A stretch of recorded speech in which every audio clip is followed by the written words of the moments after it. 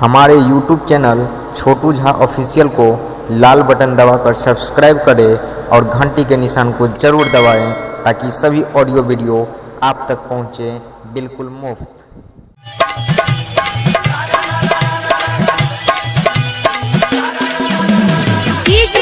अमित अपहर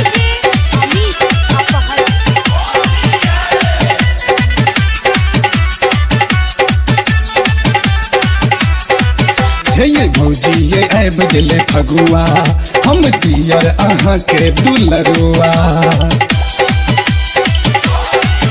ये भौजी ये ऐब दिले फगुआ हम दियर अहाँ के दुलरुआ। हमरा हम अहाँ के लगे ये भौजी कनी लगे भैया बाजू में कौन रंग लगे भैया। ये भौजी कनी लगे भैया बाजू में कौन रंग लगे भैया। अमित अपहर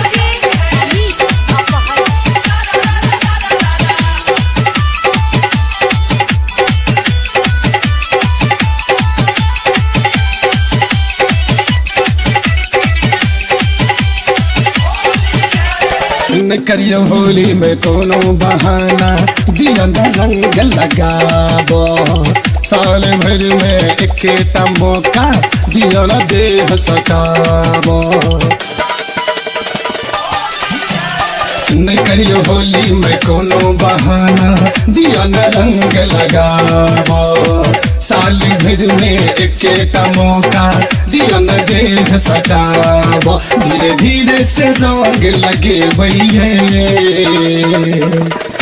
ये भौजी कनी लगे भैया बाजू में कौन रंग लगे भैया। ये भौजी कनी लगे भैया बाजू में कौन रंग लगे भैया।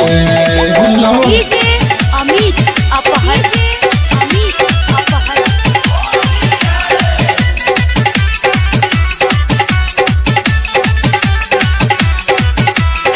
फागुन के हवा जे लागल बदन में मोहन भेलै बेहाल ये। तीरा करी का हरियर काने डालब कदेब गाल हम लाल ये। ये फागुन के हवा जे लागल बदन में मोहन भेलै बेहाल ये। पीला करी का हरियर काने डालब कदेब गाल हम लाल ये। और चोली के कनिए भीजे भैया। ये भौजी कनी लगे भैया बाजू में कौन रंग लगे भैया।